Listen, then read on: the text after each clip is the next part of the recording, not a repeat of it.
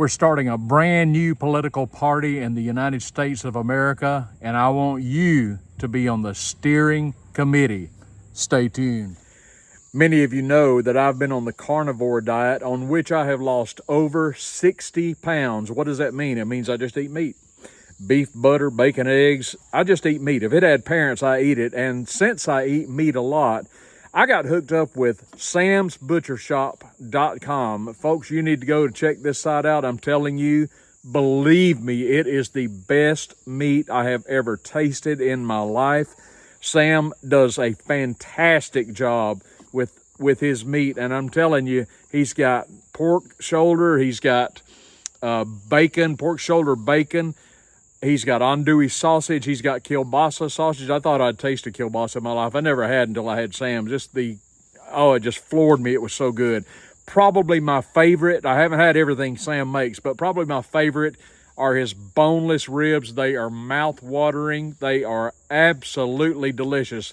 And right now, you can get 5% off of your order if you go down below to samsbutchershop.com. Check it out. You got the Triple T guarantee. It's the best meat you've ever had. Hello, everybody. Welcome to the channel. Trailer Trash Tim coming to you from a top secret, undisclosed location. And today I want to talk to you about a brand new political party in the United States of America. Now, if you're not an American, stay tuned because it's all relevant and fun information, okay? I'm inviting you to join my fantasy world. As you know, in the U.S., we have two major political parties, the Democratic Party and the Republican Party. But of course, as we've discussed, it's just a UniParty. They're pretty much all for the same thing. They all favor big government. They all favor big taxation, big deficits, big war, big spending, you name it. There's very little difference in the two of them. There's the odd politician, senator, or congressperson here and there that, you know, stands up with a spine and for the right thing, but not a whole lot of Ron Pauls or Rand Pauls or Thomas Masseys running around Washington these days, or Senator Ron Johnson's pretty good as well. So maybe the time is ripe for a brand new political party. What do you think? Now, I know there are other parties in the United States. There's the Constitution Party and all. So what shall we call our new party?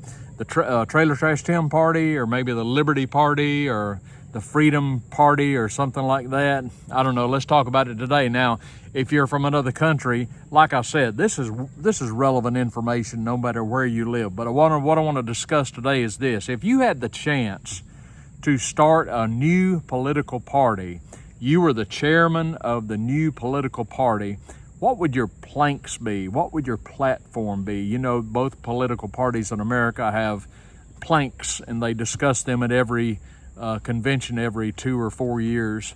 And so if we're going to have a political party, we got to have planks, right? We got to have our platform. So what I've done is I've sat down with my legal pad, and I got a pretty good start on this. But what I want are your ideas. Let's say you're the chairman of our new party. What are our positions going to be? What is our platform going to be? So I'll give you a good start. I've got 19 things so far on my list. Let's take a look at it. Plank number 1, no federal taxation. Can I get a standing ovation for that one? Now, you might say, well, how would the government fund itself? Well, the government could fund itself the way it did in times of yore, via tariffs. If you want to go with a taxation, how about a VAT tax, a value-added tax at the register? That, if you're going to have it, I mean, at least people have some control over how much tax they'll pay. If they buy luxury items, they'll pay more taxes.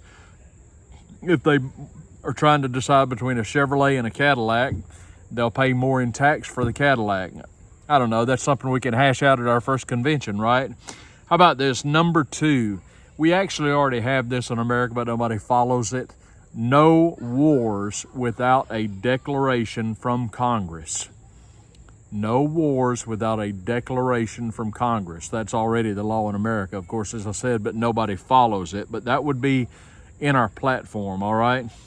How about this one, number 4? Lobbying would be illegal. You can't be a lobbyist. You can't be in the halls of Congress lobbying our congresspersons and our senators. No lobbying. Do you know Ron Paul would never see a lobbyist? I mean, what happens? A lobbyist comes to a politician and says, "Hey, if you'll vote this way, we'll scratch your back," as it were. No lobbyists. Lobbying is illegal. How about number 5? This is a great one. Any elected representative of Congress and any federal government employee is banned from the stock market. You can't have stocks. That makes sense, doesn't it? It should be self-evident, because you've got motivation to monkey around with the stock market if you've got skin in the game. So if you're an elected representative or a bureaucrat, you can't be in the stock market. How about number 6? I think it is. This is this is at the high on my list. Eliminate the Federal Department of Education. The single best thing we could do to help American children with their education is to eliminate the Federal Department of Education. Education should be on the local level. Do you know who started the Department of Education? That was Ronald Reagan back in the 1970s. And I'm sorry, nope, it was Jimmy Carter back in the 1970s, and it was Ronald Reagan who said he was going to eliminate it, but he never did. I wish he had of. If we want to help children to get educated, that needs to be done at a local level, starting in the home, in their religious institution, at a local level. I am all for school choice. I am all for homeschooling. I highly recommend, if you have children, that you pull them out of the government indoctrination centers. Don't let the government teach, the American government, teach your children, educate your children. They're being indoctrinated to a narrative that is so often way off base. All right, number 7, mandatory term limits for every member of Congress, House and Senate. Got to have term limits.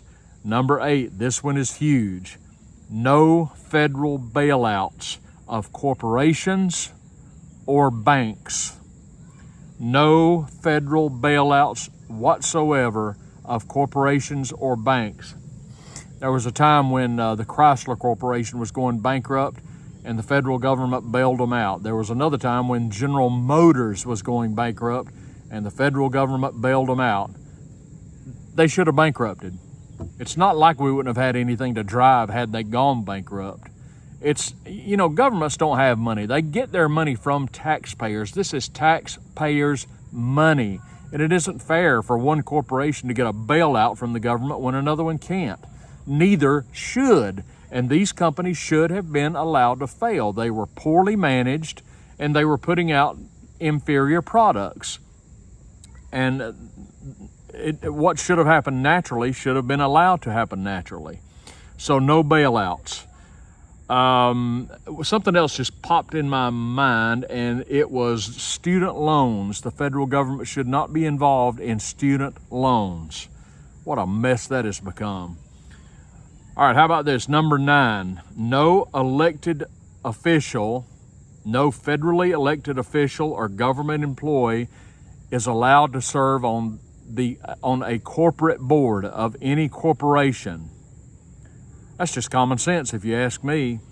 No elected official or government employee on a corporate board. If you're watching me from Ireland, from Western Europe, from the UK, from Canada, from Australia, from Russia, from the Orient, South America, South Africa. I had somebody talking to me today from South Africa. This all just makes sense in your own country, don't you think? This is a good one. Number 10, bring all of the United States troops home from all foreign battlefields. Remember, our founders were against foreign entanglements. President Washington would agree with me on this. And redeploy them to the Rio Grande River in South Texas. How about defending our borders for once? That's a legitimate use of military, don't you think, to actually defend your country?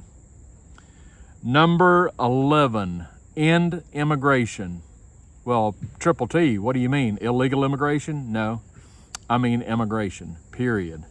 End it while we get this mess sorted out. I'm not necessarily opposed to immigration. We have good people who have immigrated to America, but these were people who wanted to come to America. They wanted to be Americans. They wanted to come here and start their families and start their businesses and become a part of the fabric of the community. But we don't know who's coming here now, and we don't know why they're coming here now. And for at least a while, there should be a moratorium on immigration. That's not unprecedented. It's been done before. Number 12, put us back on the gold standard. Anybody that resonate with anybody?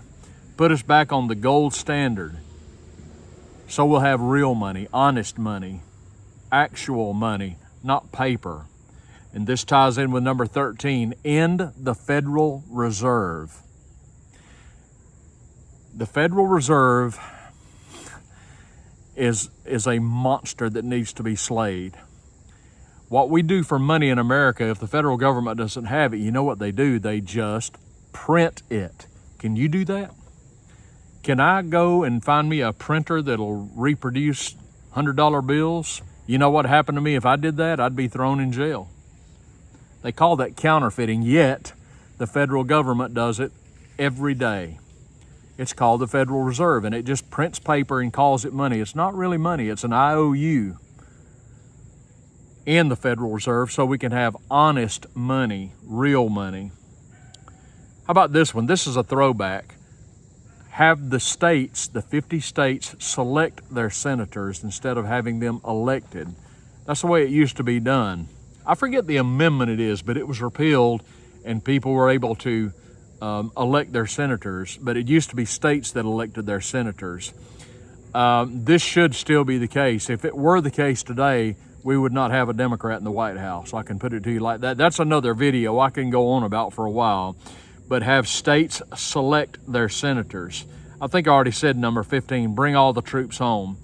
Ron Paul was asked, how soon would you bring the troops home from the foreign fields of battle? And he said, as soon as the boats and planes could go get them.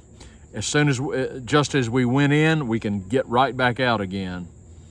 How about number 16, I think it is? All elected and non-elected government officials must sign a pledge disavowing communism.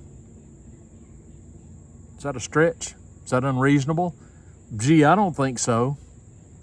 That's a no-brainer if you ask me. I'd go even further than that, actually. Number 17, this is one of my pets here. Number 17, military equipment is not to be used for sporting events, parades, or any civic functions. Nothing repels me more than to turn on a sporting event, a football game, baseball game, whatever, and you get the obligatory flyover of F-16s or F-17s or whatever they're using these days. That's repulsive to me. That sounds like Soviet Russia to me. It sounds like the parades they had in Red Square where the people are expected to applaud all the military equipment. We don't need to see that, folks. Our military should be out of sight and out of mind and deployed only when necessary, always ready.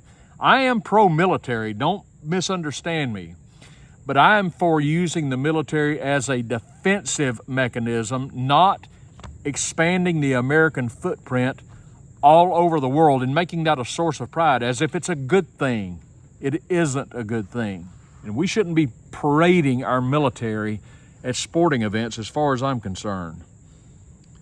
Here's another one. In the CDC and in the NIAID. What is the NIAID? The National Institute of Allergy and Infectious Diseases.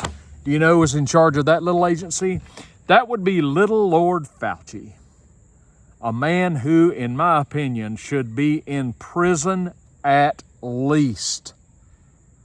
This is a man who was paid more than the President of the United States. He was the highest paid federal employee in the government, and that man did more to damage more lives, disrupt more lives, kill more businesses, do more destruction, and wreak more havoc in our country than any other single person I can think of. Complicit with Donald Trump, I might add. I say end it and end that man's pension, at least. He is a liar. He has lied under oath, and he should be held accountable for it. But he, by the way, is back in the news again. Little Lord Fauci, he's back again peddling his wares, telling everybody that you got to put the diaper back on your head. Well, good luck with that, buddy. Good luck with that. No diapers for me, no mask for me, not going to happen. And last on my list, end all federal health care mandates. End them all. I don't need the federal government telling me how to run my health care, how to act, where to go, what to eat, how to behave, medically speaking. And while we're at it, get rid of Obamacare. What I do medically is my business. It is between me and my physician, and it should end there. I do not need a bureaucrat telling me what test I need or who I can go see. How about you? What do you think of my list? Did I leave anything out? You're in charge of the party now. You tell me what should be on this list. A brand new political party. What's our platform going to be? Comment down below. Let me know how you feel. Hey, give me a big thumbs up on the video. A little crowded in my highly secure spot here. Subscribe to the channel if you have not yet. I would really appreciate that. Everybody, thank you so much for joining. This is Trailer Trash Tim. I will see you tomorrow.